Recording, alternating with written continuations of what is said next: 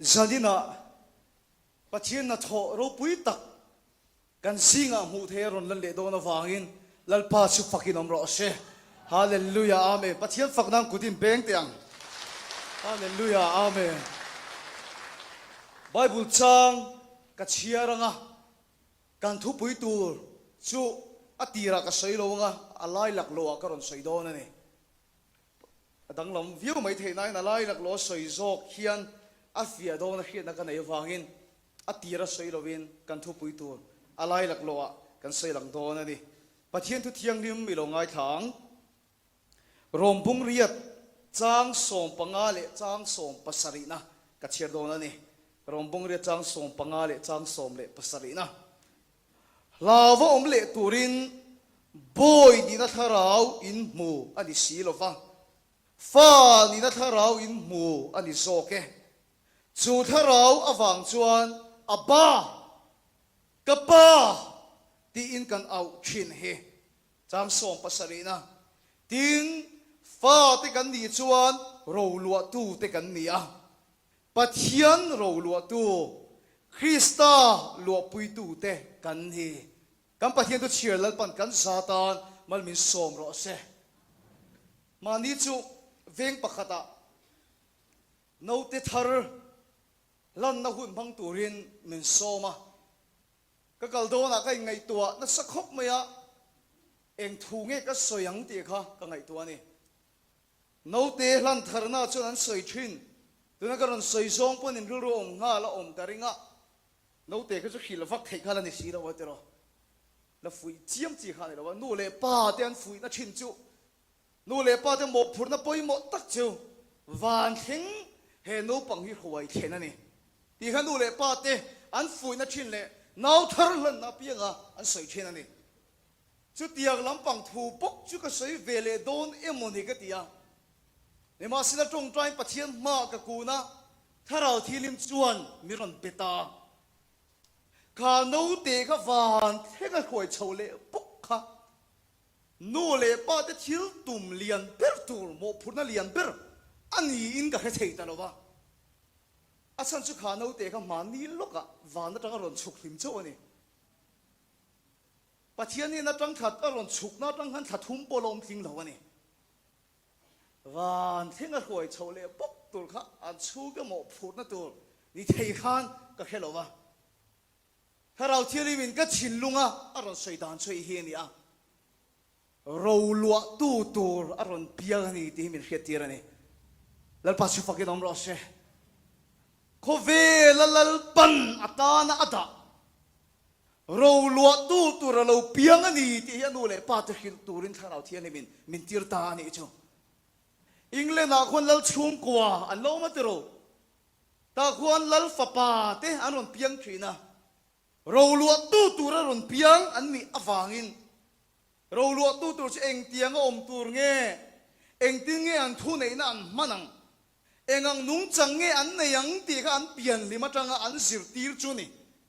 enga ti mo kan ti chuan ro lua tu tur lo piang ti an ni wang ani voi den ke ni nge poi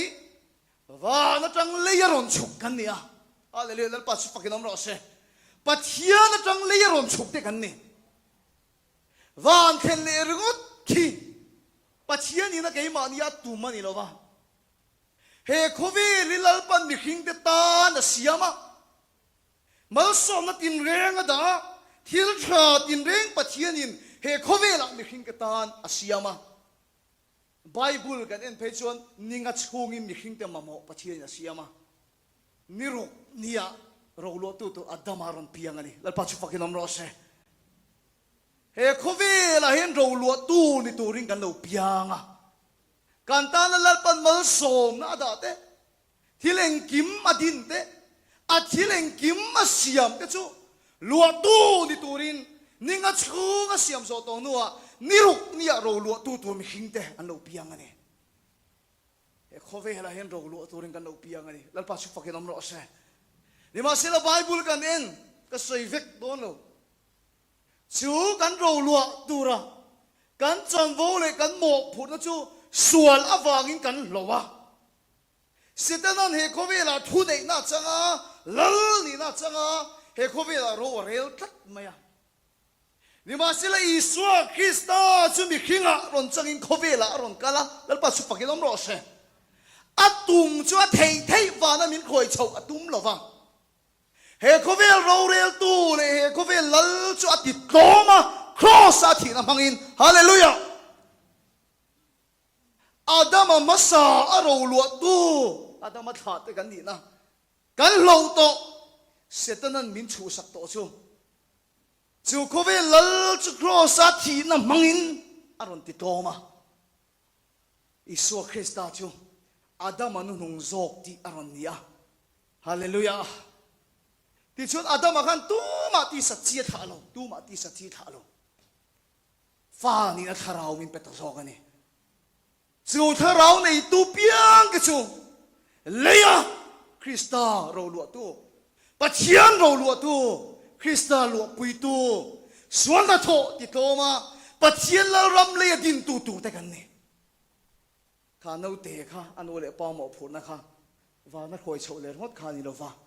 ma ni lo ron chu kan ni ro lu tu ni tu ra ron piang ani he khoveri lal pan kan ta na siam kan ta min pe ya sualin min chu sak to I so thi na mangin lak let le ania I so awangin he khovel ro lu tu tu ra tan lalpan nang le ke himin thang ani lalpa su pakinom ro se kan tim siak tu ngi thi ni oma ula chuan mun thana rong bolin akal to a apa chu sokar na tholai tang to in sokar na thoka chuan midik mirinom anti thin hi ania mi huai sen ti nan soi thin ani apa chu ni masila apa chuan kan thian pa chu a thi sana ni masila achung kwa chu in mun nia hian anu thia ve ni mun khat zo ka mi chu ka thian pa te chung kwa chu nan lua mun khat zo ka mi chu mi an lua tir ve thung ani ni masila an lua tir te kha fu vak glo ni hian ka hria an in lua tir te chuan khali vel mo ti in lua man an pedu to lova anua achana nan so po khana sual ve khop mai nin lo tir pa kha achan bu ma sei tur po kha chuang lo ka sual ka chho ve du hrim hrim kha ti in lo ma hi ape du mia alo mai kan ti ma tel thin hi nia apan in no chia kha mi lo tir kha thali vel pe ko lo pon achan nan so po ka sual ka chho ve du hrim hrim ti ti chuan in lo man po pe ta chuang lo kha an khiat mi lo in thiar chhuak ka ama bung lo chu sei lo a in lo na te bung ro le an thi le nga mo sa ti ala la zui ni chumo chon alo in thiar chuak ni kan chia ba ru voi lu to hian speaker u zui chi ni ngem rong bo tu te kan ti sia vaman ni la case te siam sak chi ni ngem rong bo tu ti atan a moi ngem ti himin zo ta ni ke chon ti hian ka cha ipan rim takin na alo thok to a kha thil kha ipan ro chia cheu ni chu ipan ha le rim taka intan aro da po hum him ngam lo kho pa doi sep te chu ka ti ni ka chan na ka dik min ti puem a dik ni lom ni tro apan rim takin mun ni na sak sa pakhatan lua ka pa sual chho ve him mina in lo man pek du lo wan pung lo tin tan bo puya rong bol tu kan hi ti wa ro ta u zui ngam lo kha dikin ka helo wa ipan thei to pa lo tho chu po itan aro chun po hau ngam lo khopa do sip te chu ka ti ne ka soi dik tro dik ching ka hen bu ve mun mai dik in ti ve thau ning ka ya bible kan en kan Israel fa te po kha pathian in ai gupta atang a khoi chwa nu a khan kanan ram du te tuile khoi su luan na ram kha an ro atan lalpan apia ni ka thiam em an chan atan lalpan kha ram kha ape ni nima sila mel malua tu up tu de anom tat awang khan an ro chan tur luak ngam lo an tan lalpan pek kanan ram an chan tur lalpan da hu te tuile khoi su luan na ram mel ma te na lo lua le an lo op awanga lalpan pek ngei po chang tur pen chuak ngam lo nei tura malam pan ngam lo Israel mi te chunga khan pathian po alung oi mia lova a huai chua na chang si อันตาดลปันโรจันอาเปกจังตุระเกเป็นงำโลเตค่ะทะเลรักอติหุ่นเวกันเนี่ยนี่แค่เทียมเองเตียงก็สวยอ่างายะอาเทียเทียงเปรินกันสวยเตียงทุงขัดจุเกจีปีกันยินพันเวทีเฮียนไบเบิลคุยสิกันเนี่ยแต่ชวนจูไบเบิลคุยสิที่เสียกนักกันในจูมาลักยาบูมังเฮียนคุยสิกันเนี่ยกรุ๊ปอะไรกันยินเทนะที่ชวนกันยินที่เสียกันตัวจูมาลักยาบูเนี่ยว่าเฮียนกับเชียร์เวนัสานี่บุ้งขัดกับเชียร์ละจังถุงนะมักกัดเอ็มไม่จูปัจเจียนที่เราสวยมักกัดจู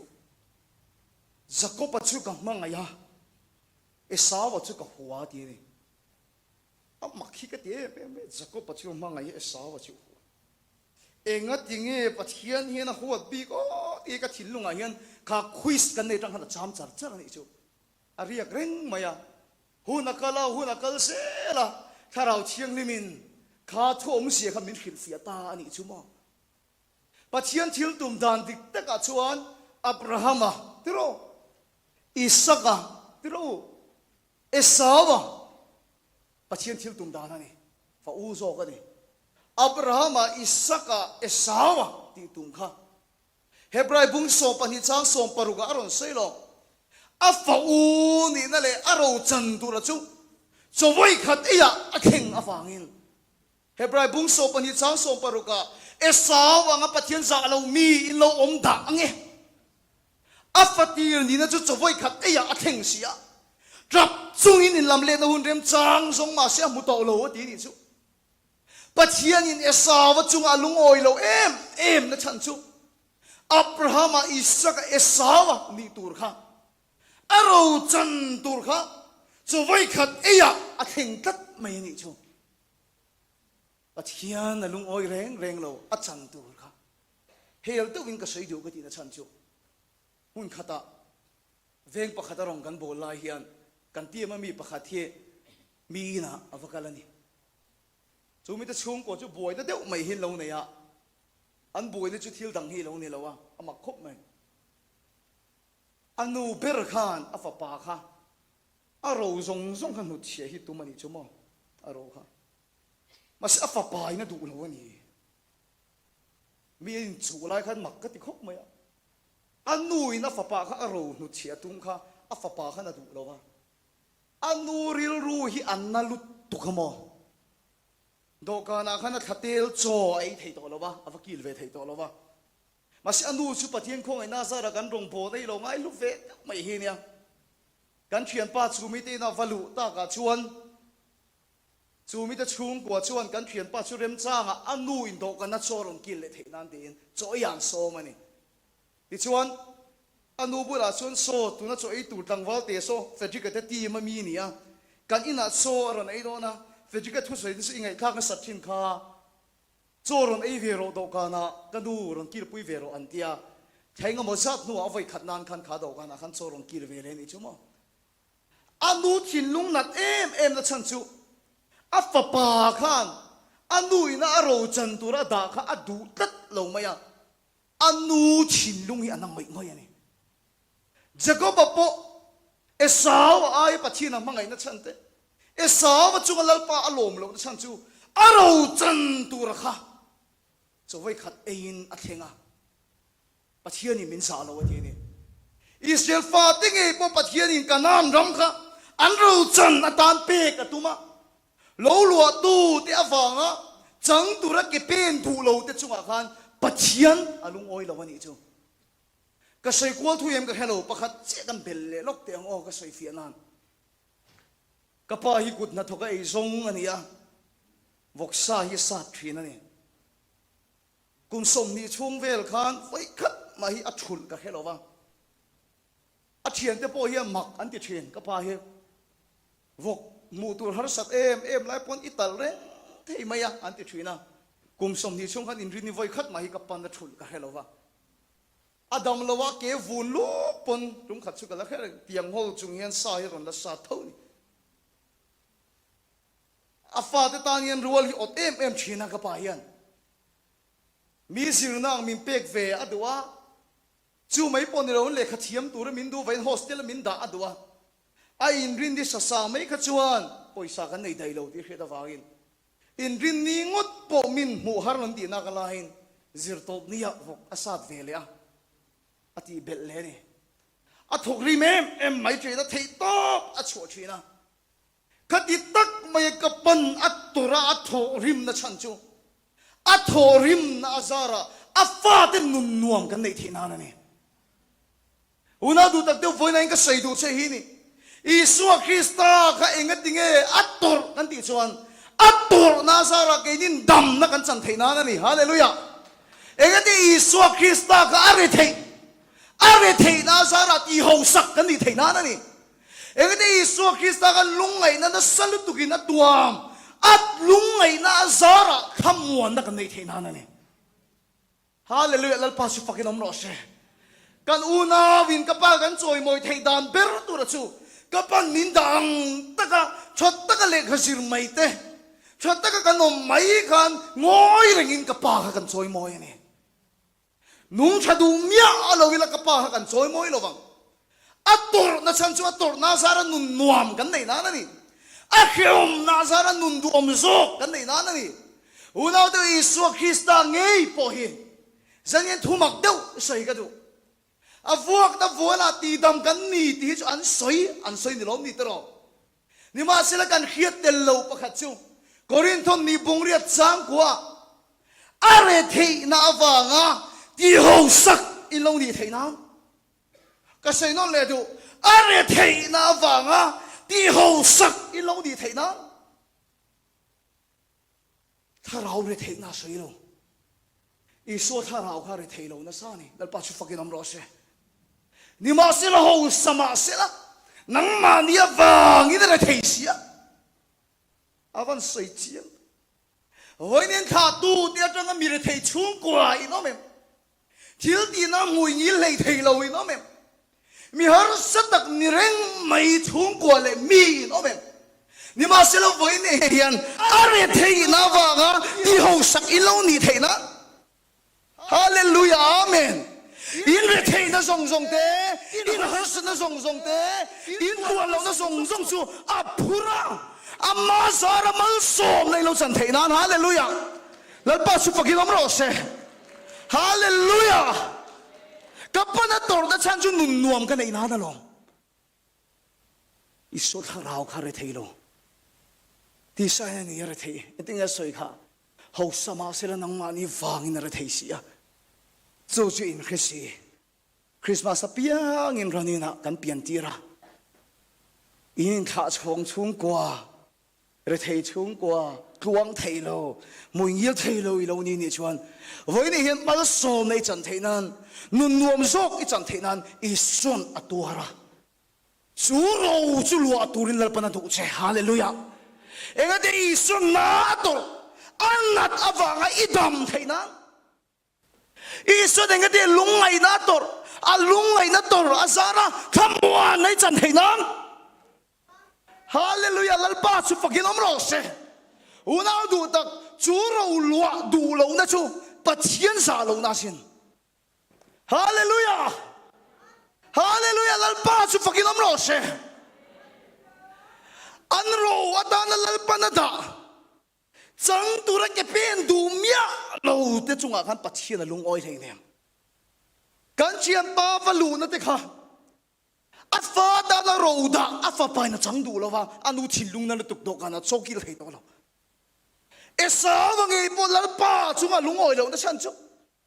afa tir ni na ka khal tat aro chang tur kha alu lo wa ne hoi ni so Krista yan ire thei na tura inat na tuara imangan na lungai na tuara chumi azara nun nuami nei theina na ne churo chu lo tu lal pana de uche hallelujah lal pa chu fakin am ro se ka thil sei dang lam de in lo hian khong ai na dil turin pathian bula ka ti lo chu itan aro da chu lo turin ne ka sei ni hallelujah bitam tak khong ai na di la tong trai ka hethin dam na chan bai se ya không hay là đi là trong trai cả hết trên in khi thiam em in man em mal som na chan dua không hay là đi là trong trai cả hết trên ni mà sẽ là vui na cái say tu chu iro tu ra tan lal pan dam na da mal som na da moi ngil ni da khamwan na da deal chua tu ni to lovin iro tu ra da chu chang tu rin lal pan du che ne hallelujah hallelujah amen ring tu tam tak chuan hei an chang tu mi alo ni o Israel fa ai gupta atanga chan chua na chang patling ngot bo noi ruk velan ni a ma se thu tiam chang chu pani chi an ti isual la ka ta kha isu thi san ya chan chuak lo che ka ti lo wa isu thi sen awangin ngai dam nei chang lo ka ti lo wa ma se itana lalpan ro adha chu ilalu lo ka ti zo ka ni fa kan ni chuan ro lu atu pathian ro lu atu Krista lu apui tu te kan ni lal pas faken am rose hallelujah hallelujah hallelujah amen ka van soi thatak em sa kho da chuan kut do tu na zir tir don chu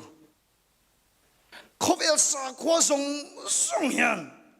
kut do dan le chia lo ni dan zir tir thin mo cái sợi chín in là cái thiền tao, có vẻ sao quân sự đi làm sao bắt thiền chuột thua là, chỉ bayกันพวกกันกุดกันท้อasal achia lo ai siam thina isuaron kal chekana zirtir de ponan haya isun tingaron sai kha rong bol saka om tura local kan ilova in rong bol tura local kan ti kha sa khuan da chuan kut do dana zirtir don che zani dam na chan bai se lo kalinom ti ka khia in nu da thilan ni anga ni thailo awanga pathina tang enge mo thil ron thleng bai se ron kal inom ti ka khia tharawa chak tharna bai se lo kalinom ti ka khe boka ase kut do turin sa khuan da chuan azirtir don che wani chiar lo ni turin azirtir don che wani ka sai fi amang o sa khona le christian nei ai nang mi alo nia helam hi sa khona in ta se sa khona chuan mo chatuan nun an nei theinan fel na kong an zo thin 1 2 8 9 10 an thian chuan chandam na chang turin a zir tira chu fel na kong chu sa khona chon zo tu na zir tira ni kha thiam em fel na kong a zo theida tura tan in bual turin ganga luya te in buala anem ka sei dikem ka hello tu nai ramadan an ting ka he tu ro ka lam dikem ka chi lo oi khat ma ka la tel lo ka lam dik lo mai the an chung ei tong trai hun lai ania youtube pa kam hu pa khata phai chon zir lai pa khati nam pui thiam bula ka pu ramadan lai yen zir lai exam tur ka nia chung ei yen tong trai ve lo ila poi ngem tia zo ta an pui thiam chuan pa sui pa sanga khrem hun zo ka kal i du em ni ti na chang le tani chumo in ti thiang him tu min tan an la yoga an ti te po hi hindu ho rin da na chuan mi a thil tiang zelin a piang le thina i fel viau chuan mi tha zo kai pianga nga i fel vak lo chuan rana chuk chu ati piang leang kan nun top thailo la ka ta kha yoga kan ti het tira chuan exercise ni ma se akal zela anu na ti thiang lim tel tela an sai da ni chu ti chuan a to pa lo thiang lim ta lu tu kha a thi nu apon chatuan nu na han nei thin an ti ni chu sa khona reng chuan oana tanga ten zoa chandam na kong zo turin asir tira in kha thiam em ni ma sila mi hing vet kan ni kan van kha chiang tak em mi fel tak reng hi kan om lo pakhat ma kan om lo tu em mo cha fel via va 6 a theng thei po ni se 7 a ti so le thawang nia a fel lu tuk 7 a lo thei ni pon 8 a cho ti so le thawang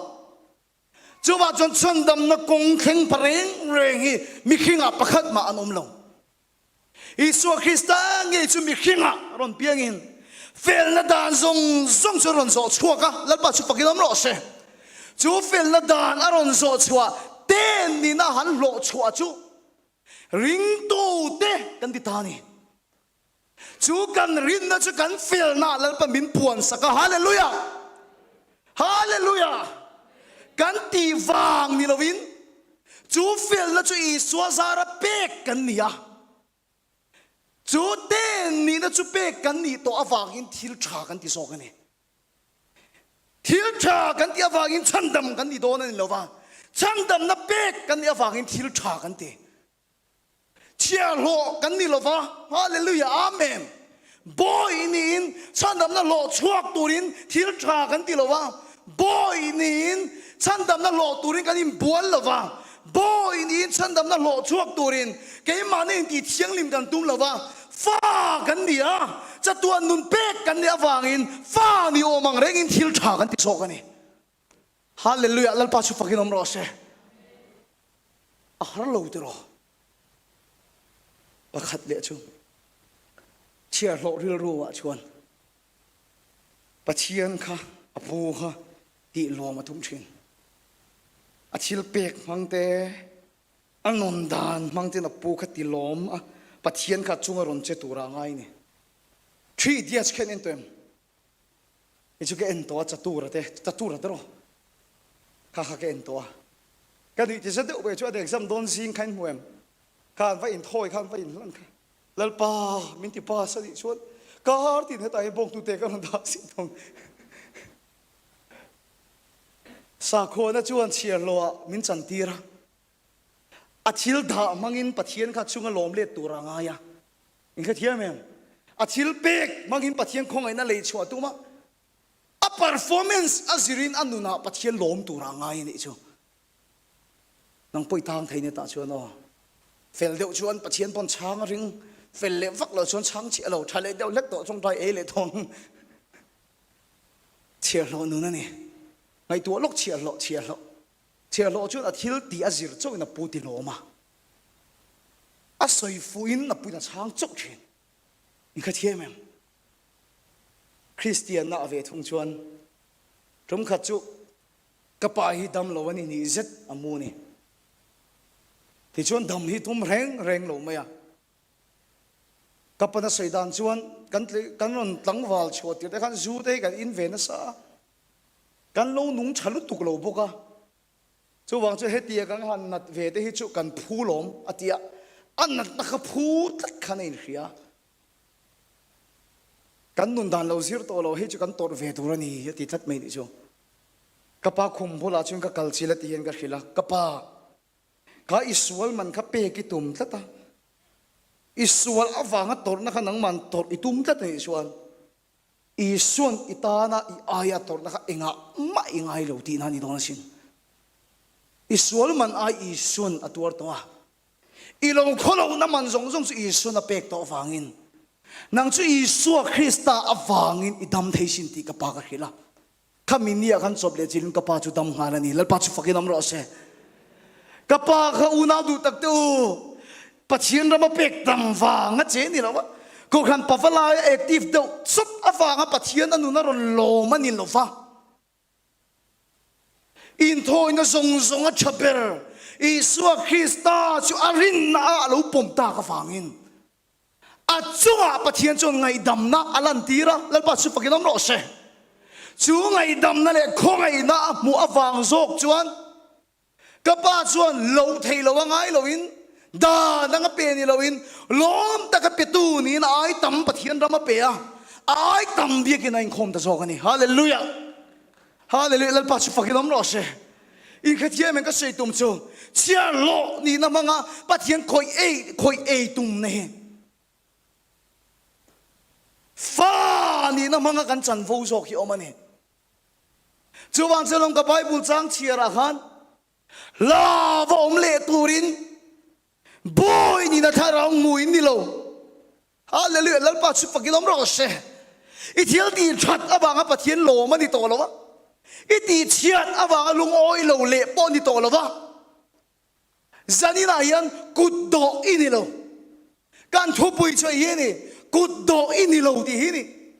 đam này bế xây đó mà xóm này bế xây đó bắt chiến thiếu đi thế này bế xây đó bắt chiến là thôi nên là lâu thế này bế xây đó cút độ in lo cút độ in lo boy in lo hallelujah lal pa su pakilam ro se fa ini to so ka wangin bắt chiến rồi lo to Krista lo pui tu ini to wangin ina ipan itana adha chu I hoi kuala I kok kuala engetinge kata si kala chanlo ete kata tura da ni si engete kala nei lo I khachi mem ka seitom chu zanina yem pathina tanga thil don I be seian kuddo rilwin lo kalsu kuddo dan ka sirti don reng lo chu mi pakhat pu thataka oma a felashin chu pa chu abu lei va sei thiam phei chuanin thila pecho mai che chu tiang deuh chuan ka sir tir don lo chu chu tiang chu in ngai ni in dil thiam chuan mo in ti lom hlau chuan ti dam tu chu wai ngai a in dil thiam chuan in ti lom hlau chuan mal som tu ra chu in ngai a kuddo ril ru ni chu boy real runi kan thupui chu kuddo in ni lo ti ni la vom le turin boy ni na tharau bu kan ni lo fa ni na tharau mu kan ni so fa kan ni chom pathian ro lu tu Krista lu pui tu te kan ni lal pa chu pakinom ro se fa reng chuan amata na thilom chu in kuala hallelujah amen amata na thil chu en kwala hei ka thil tu ni si engate kala chanlo hei ka ta tu ni si engate kala nei lo hei ka thil tu ni si engate nge kala nei lo ka ta tu ni si engate kala chanlo hallelujah lal pa su fakin omro se aro atana lal pan apek to chu change tura tho chu adu so kane hallelujah lal pa su fakinom ro se ring tu tam tak chon ro lua tum na ril ru hi kan pulo reng ani o Israel fa te ho zi nga khan ram tiam khan va en tha ti chuan atam zok chuan chan an tum lem lo wa lua an tum lem lo wa ni ma sela mi pani ro pui do mai no ma chu kaleba le Joshua ni kaleba chuan ti hian a sei ni pathian in anta tura da anta tura pek to ni si melma in lo la lua melma in lo la chel hallelujah amen dam na pek to che chang thei lo tura melma in lo la lua mal som na pek to che nei thei lo tura melma in lo la lua anta tura ni to ti khechungin ro lua tu ni turin chung kan ta tu ro la lua tu te chu eng tin nge kan no chuang tian ngai tua hallelujah lal pa chu fakilam ro se dam nei pe to che mal som na pe to che khamua na pe to che chui ta tur chu enge moi ne lo la lua enge moi ne lo la chel ane ro lua tu tur ini to wangin ita tu lo la chil tu chu eng tin ngei no chuang le hallelujah amen eng tin ngei ti to pang eng tin ngei neang ti hin san ni kan ngei tu tur chu kut do ini lo pek ini to fa ini to wangin Isu Kristan ita na da fek to chu ita tu lo la lu tu chu eng tin ngei no chuang eng tin ngei no chuang ni ma sela mitam zo nam so min report ai o in report an pe a mi pui tam zo chuan lalpan an ta tur an ro chan tura ta to chu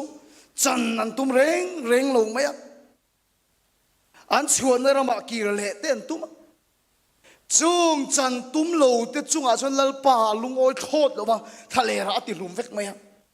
ni ma sela an ta tur ri to an chan tur ri to an lo lua mai ani lalpa da petoni ti muthiam tu mi pani ta chuan kaleba chuan ti hena soya kaleba chu mi pui ti ngoi chua pa ihan thok thua yang u khai ihan lang u kan ngam nge yang ti ni lalpa chu pakilom ro se Joshua chon ti hena sei ve thunga lalpa chunga hello phot mai ula chu mi ramami te chu lo lua tu te chu lo chel tu te chu lau bok hek su kan cho tu ran ni anin hu min na chu eng ma ani lova lalpa chu kan ne na omalom an ni chu lau su oi ne pathian ne na hian kuddo angadam na emo malsom na emo bible a thutia mi kuddo ril rupua dil turing ka thilo cheu boy ini tolo chiarlo ini tolo fa ini hallelujah lalpa chu fakilam ro se in chan durata lalpan aro chun to cheu chumi chan tum lo te chunga chon lalpa alung oi ngai lo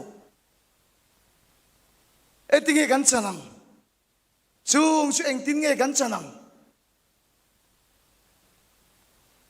etinge chu kan tha tur chu kan chanang unau tu sanya ka chu sei tur hi di danga pon ka sei tam du lutuk ngai lo thil ania masi kan nun chu min kai khoi tu ni thlat thung ani hei he khovera thil lu te he khovera thil tha te bible kan en khan sin sis bung ni chang som pakhat a bedolak lungte rang ka chak thami te lungmoi song song ka chulal pan a mangai fa te ta na da ane e khovel mal som na te thil tha te lal pan mi hring fa te ta na da pachin in khovel asuk en kan nat na pakhat ma pom lova setan ron lutang chung nat na da chu om chau maya chu wang chuan ka chan tur ka nei tur hi mel ma yen alo chil in alo chang na salu tuk ti ka hetlat maya ka thu sei dang lam nain khem bitam ta chun van I chen hu na chuan tin an khirang che ma se voi ni hen ke ero chuan leya lal pani tan mal som na da leya lal pani tan thil thatin renga da leya lal pani tan dam na da apeto che ma se enge moni mel mai la lua chuani tu chu van no chuak lo van no chuak lo va chang lo lua tu van ni lo kati mai ni lalpa su pakilam ro se hallelujah tung khat chu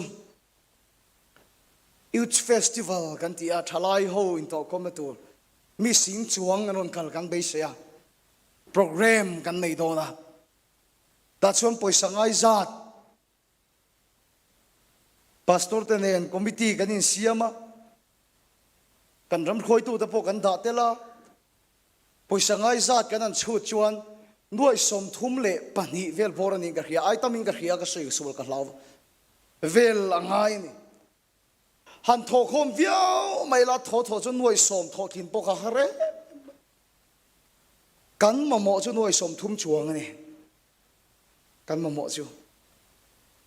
ni ma sel he thu hia ka khereng maya he rama thil tha te mal som te thil hlu te he ngo song song lal pan afa te ta ni na da ti ka hria lal pa chu fakinam ro se enge mo hian an lo chela an lo lu awangin kan chang thei lo chok ti ka hria chu lal pan an ta na da Israel fa ten chang tura ke an pen lai khan tharau thil mi mi ron khil ni chu kharong bon nei tura ke kan pen lai khan an lua tu lo lua tu te no chuak tura Israel sipai ten indona ma chon lai khan tharau thil mi he thui mi ron khila ta mosia chum ba na phar tat maya mosia ban phar chung chu ne nan changa abana fual ero chan chak lo le thina abadan choi sang le ne nan chang thina ne fia lutukin lalpa hian ka tharau mit min ti men saka mosia ma khatia bana phara Israel sipaiten ne na an chang ri chuan Isu Krista hian kan lo to zong zong kan nei ki le theina turatan cross abana pharti ka hria lalpa chu pakilam ro se fuale to ngai lo turin thir khena kil beni ti ka hria Isu Krista chum bana phartat awangin kan ki pe na chun ne na kan chang zelang ti ka hetla ni hallelujah chú mi khi chúng kê gan an pen chú gan be say ai tam lal pan poi sa min pe a chalai sing chuang in to khom na rong po na lo ding tak chu lal pan le a rong khen ta ni lal pa chu fakilam ro she hallelujah voi ni ta thok mi inem sum dong inem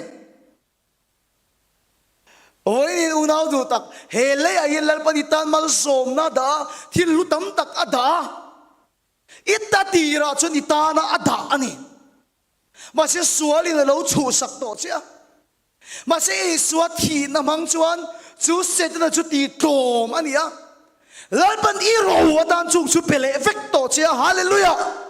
ít chân nó ta nó pele tổ chứ mel mai nó lâu lúa ăn lâu lúa mà sẽ nhẹ tôi số Christa ban pharna zara ít cái pen na chuan nhẹ này chẳng gì đâu nè lần ba chú phải làm rõ sẽ mal so ma deal turin to lova iro lu turin ni penso kane hallelujah mal so na deal turin to lova iro lu turin ni penani ikhathia mem hallelujah lal pa chu fakidam ro she ama chu an in do dan chu chim man kenga an sa ta ni an kutum mangin ni sual thina ni ma selo voin ni hen tin nge chu in do na chu kan ma chonang ngun nam keng in vai vak mala eng ma ani pha dong lo chu ba chu eng ting nge chu in dong na chi ma chon tong le tu tung lu ya chuan ngun nam keng in chimin ani sa thina ni ma sela ke ni tu tung thara kan in ral do ve dan tu ra chu chim sin tak tak king tur kan ni to lo wa hebrai bu asia kan ni he pathian thui khan dai hiam ton ai por hiam ania lal pa chu fakilom ro se he pathian thui ima ikenga imma the chungin rin na in ke ipe nanga ram ila selang chu pathian thu chu vai chungin ke ipe nanga ita tu lo lua to tu chin no chuak selang oi ne dam na thila trong trai turin ka tilo chewa ita duralal pan dam na pek to che hallelujah cancer dam na pek to che TB dam na pek to che HIV dam na pek to che ichi patai kiler thengalal pan dam na pek to che iro chan tur lo lua tu de chu pathian thu khan dai mangin isat hum don ani hallelujah lal pa su fakilam ro se hallelujah hallelujah dam na pe to che mal som na pe to che ari thei na va yo sak thi du tan nu te tu le khoi su lo naram chu ikuta pe to che dam na mal som na pe to che lo lo tu te su pathian tu khan dai mang ni sa to na lo mang thiam lo ni kha kut do in lo kut do in lo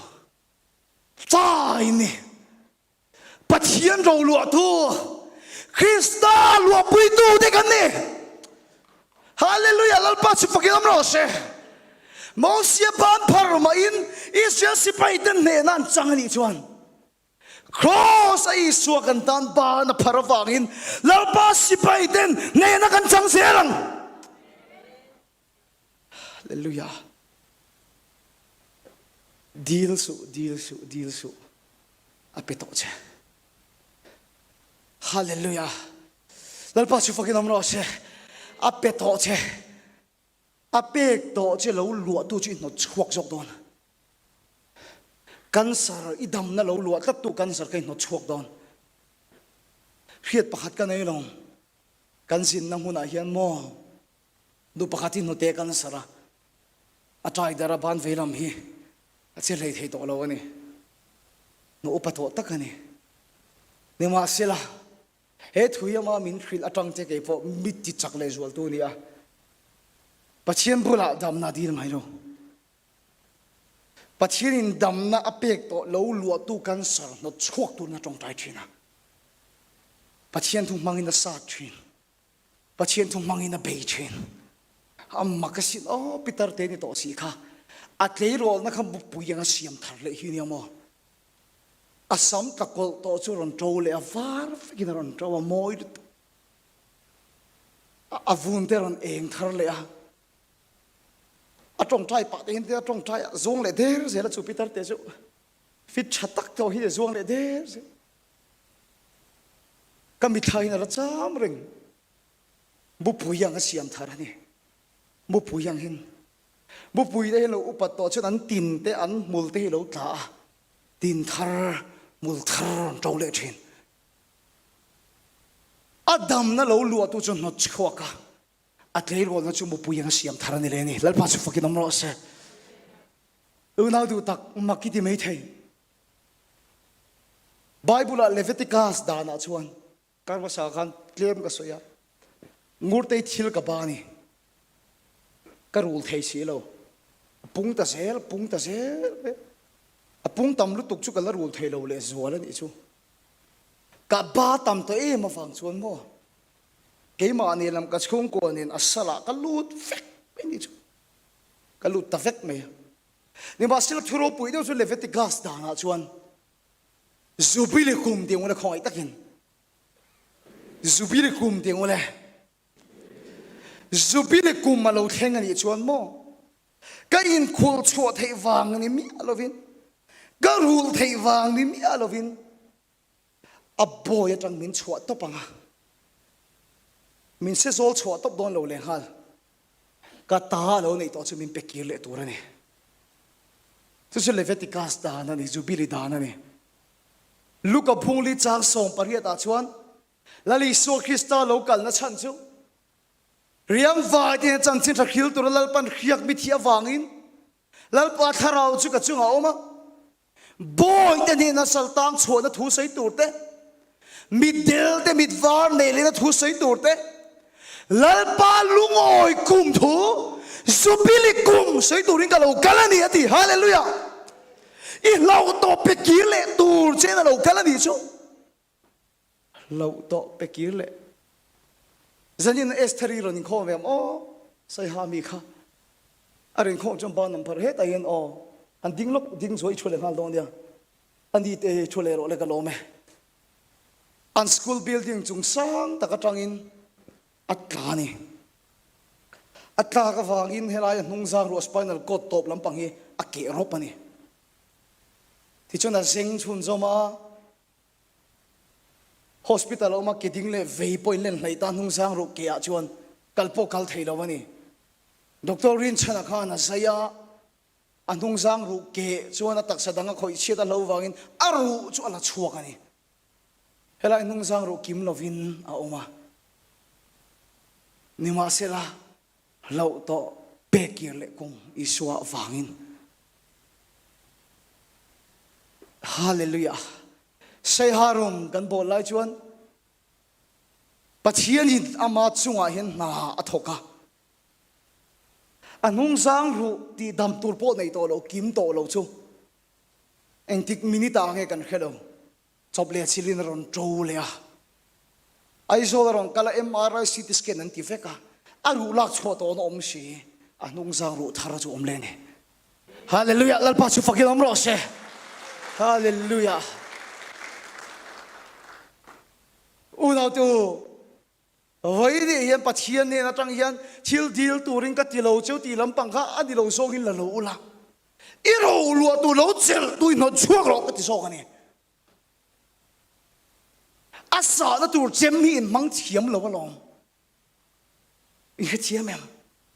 asa nó tu chém hin mang chiếm lỗ tất Manipura rong kan bo line isai bungsom nga pathum thu hi ke maron nunga Amazon thil triak no tak ang kan ni ti thu hi ron thenga thil triak no wani chu imi thaim triak chu ron nung thau thar le ni thil triak no tak ka hoi son na lama piang po thil triak no hi ka mu lo pha chung ko ba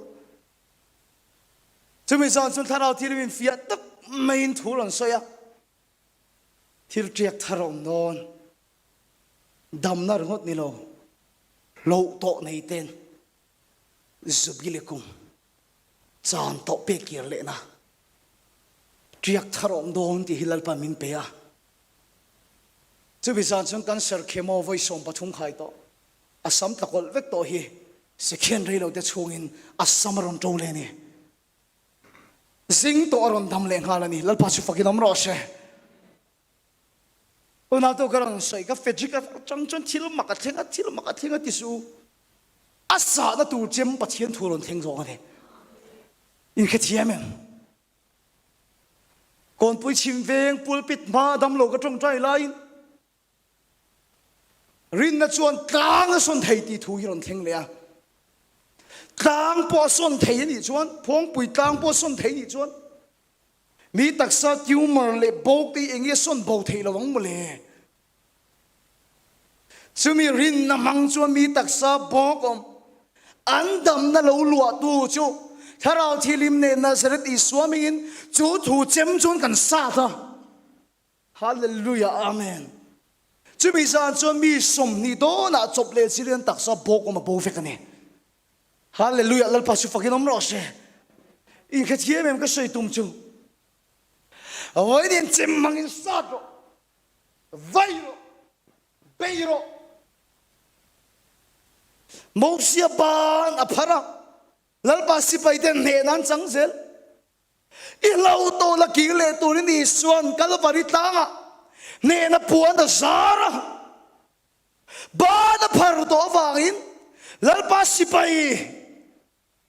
khoi di la tong trai to ring ka ti lo chawa lalpa sipai te ka chok thau du chaw ni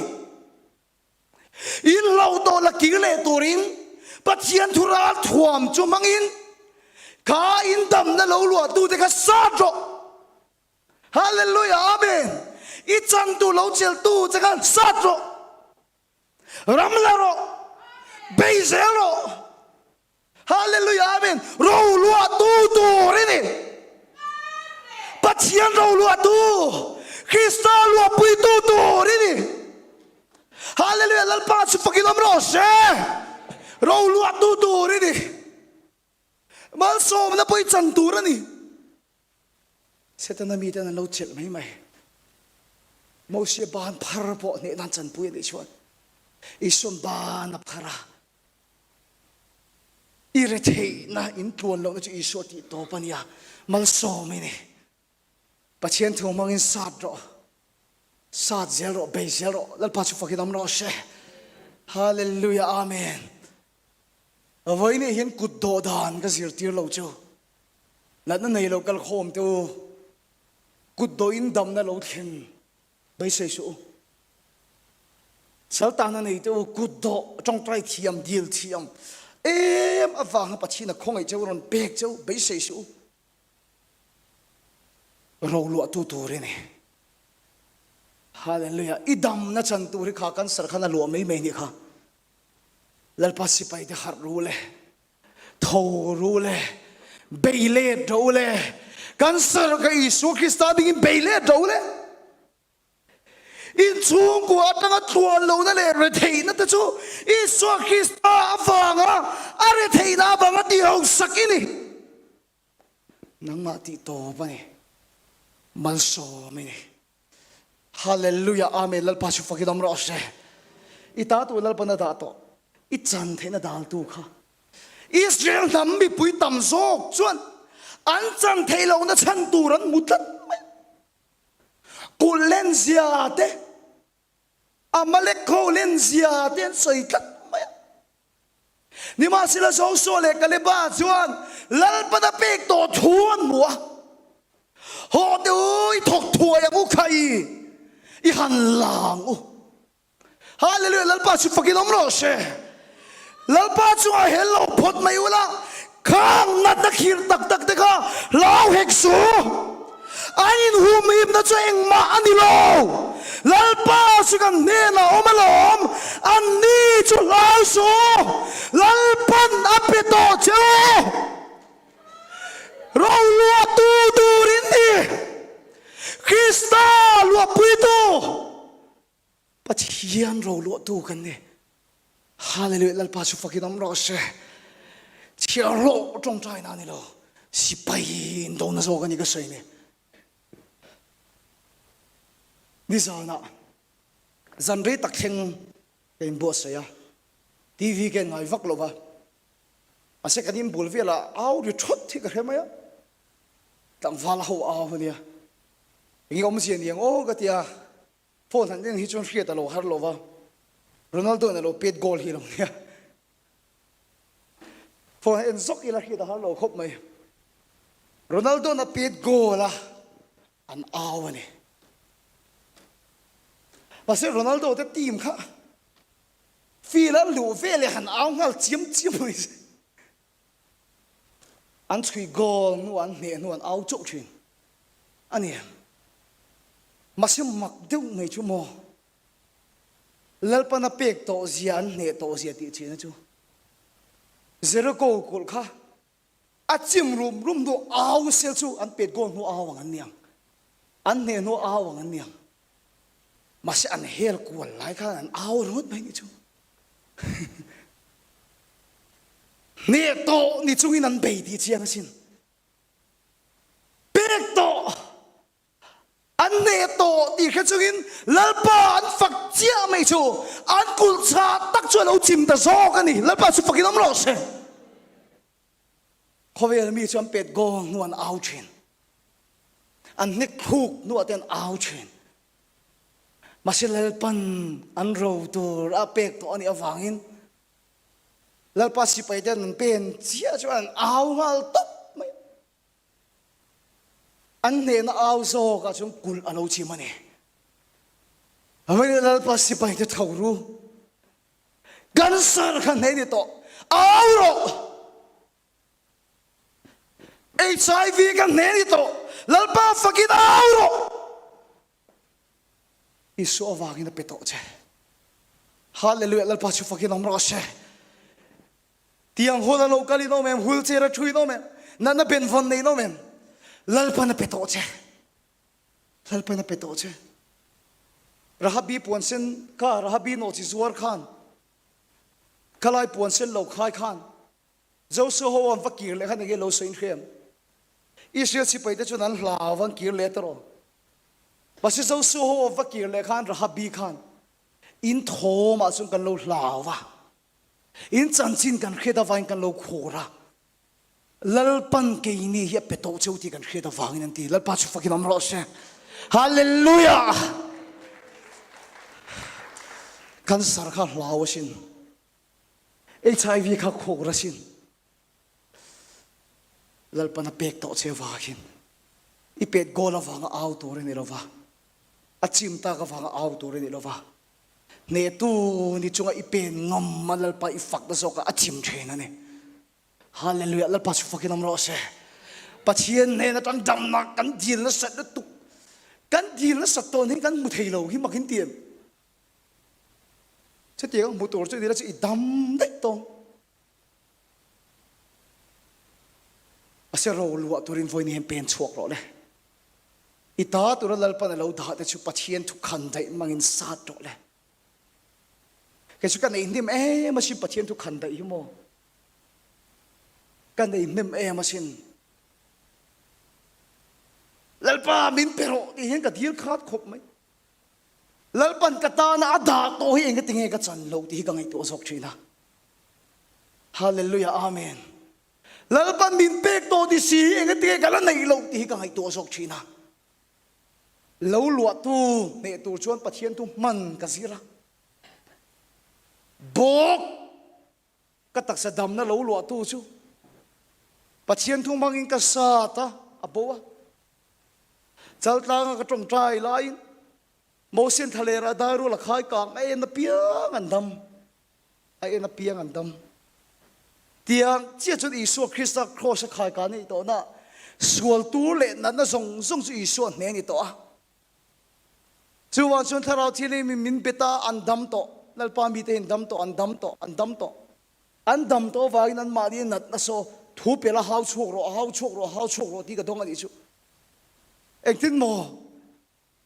thil pek in ani lo dam na lalpa na pek to cheu lo lua tu kha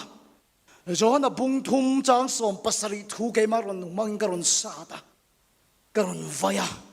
mi tham takin dam nan changani lalpa chu fakidam ro se hallelujah I khachia mem voi ni ro lu atu ni lalpan dam na pe che mal som na pe to che moi ngil na pe to che hau sak na pe che thil tha pe che ati ra da ita na le ya thani van khen ringot ki go la ni lo fa ro lu atu le ai lo piang ani hallelujah chu iro chan tu lo lu atu da su zanina iso Krista mi kan to chuak do na ni isu mi kan no chuak do na ni ne tu ini to na tang lal pa fak la lal pa yam pe ki le che du zubilikum athung mangin no chua sak che du ti dam che du ike pen na pia nga te tu ini then tu tan iso to cross aba na pharani kan thu sei lal pan mal min som sak ro se pachima ko ni tong tayang lo to ne ki le yom ti ka khia ka khet ta di lâu tôi này kia lấy ông thì cả ya, avan râu pui rem em, lâu tôi này kia lấy ông thì cả ya, tôi nói cái thầy đó mi, Hallelujah, không có đâu cần đi để binh đón chia, đi cái thầy đó mà lúc cái lúc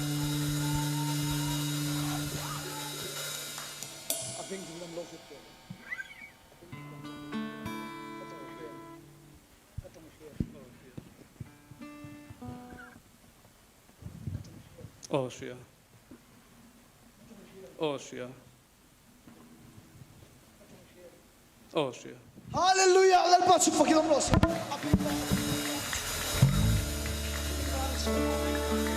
Ibeng dar velam achia. Hallelujah. Isuami lalpan pekile. Hallelujah. Kanuna pa hi akeve lampang hi avung thina aphei khok poi bun hlei thei thina abu ato thina tuna hian avung area akele lam le lamain ang to ni chu Hallelujah. Chia pati nan dilok le na lo mem. Hallelujah. Ipe khok mai bun tok to mo. Hallelujah. Lalpa chu fakidam lo se. Hallelujah. Sei ro le. Kapi hi aba na party lawa tu na so na party to. Padron fai ve lo khan mo. Hallelujah. Ega dia phan thei lo. Ega dia mo phan thei lo. Engchen. Thani am phan le te meron bhai bhai le te le. Hallelujah. Lal pa si fakidam ro se. Sei ro len lok o. O kapi hi asak nuai ve lam panga bo ko ma abo Bok chu om to lo. o Hallelujah. Kan thu soi kha pathian ne na mi ni adikani. Sei ro le. kapi hi ngum ru pani pai to nia Ngum ru pani pai to. o a chure thei lawa chuthian na china inkhom lai po khan na amaro chu chongchai lai khan adam Hallelujah. Kapi tiang kun de le. Na lo men. Om to lo. Hallelujah. I lo to se la pan pe ki le che ro se. Ngum ru thar I so me ni ne na lo khen ro se. I so me ngen. O kan fu pa hi infantile spam mania phailam refer kan di chu heta enkol thei si lawa ma se ni khata hem voi ruk voi sri vel hi aring hi aburenga ain tawa chu alu hi bok lo po omang lo ni zanina chuan engma kan shelo in khom kan ron kala changin abulawa tlaya hem voi li voi nga vel abung nge engma sia tur om to lo Hallelujah. Ege kha anat namin kha. infantile spam Spam. kum ni ve la to chu tiang chan Kina puchina. Zania chang han abu to mi lo va. to mi lo Hallelujah. Lal pa chu fakidam kalo chong tai sa non choti ve de ro le. Kapi po. Oh kapan le oh.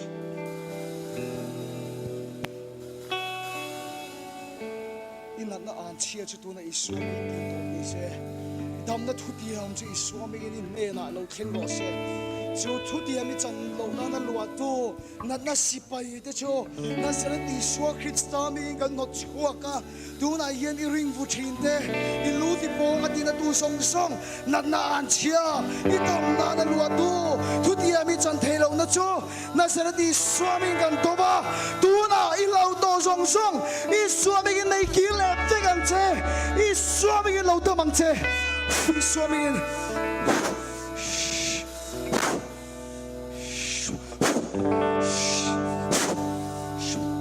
suami kan pele insale na ni lalpa su fakil amro se hallelujah oh kapi hi cancer patient ania chemo sargal som paruk ala to a ke ding lampang hi avung ve karon atira khan e a kalpo kal thalei theilawa tuna hian a ke vung kha he mu thein avung pakhat ma om to lawa ke bai me lawin adu dan na ni nakal thei to ni hallelujah kapi kalai bar thengaron chukchin te ikal them ti galo enang che hallelujah lalpa su fakil amro se indingem en role inding tero tarau thielim isu amigin hoi chero se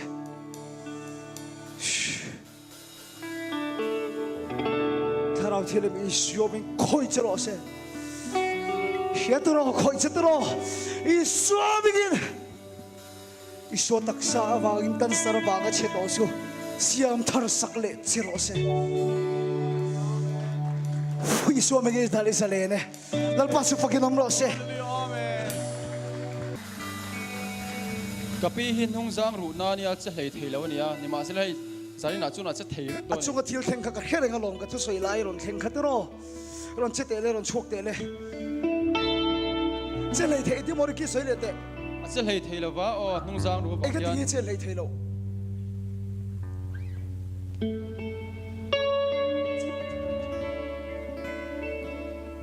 che te le hallelujah lal pa chu fakil am ro se ka chu soi lai in phel kha ka thei ni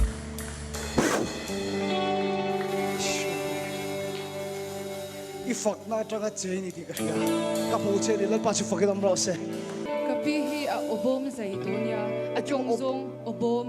chuan a chongzong in anachina tunain chuan engma na omto hallelujah ti te Hallelujah. ring hallelujah Hallelujah. hallelujah Hallelujah. hallelujah Hallelujah. lal pa chu fakil am ro se amen hallelujah